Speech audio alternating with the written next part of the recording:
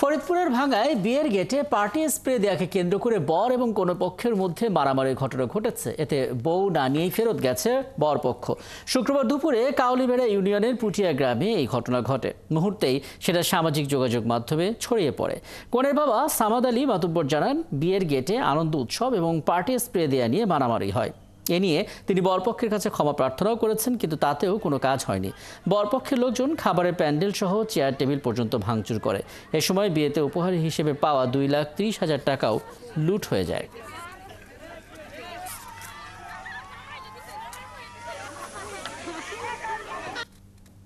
Party spirit দিয়ে নিয়ে একটু বাক্তাক্য হয়েছিল, তারপরে এটা একটা সমাধান হয়ে গেছিল।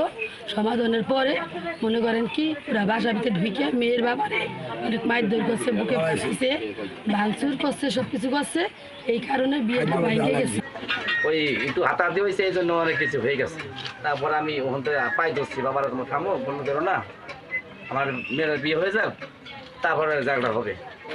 তারপর বাড়িতে আসায় দেখি আমার বাড়ির লোকের কাছে মারবার জন্য আমি ফিরেছি, ফিরে আমার পরে ফালাই দিচ্ছি, ফালাই ইচ্ছা মতো ফালাইছি।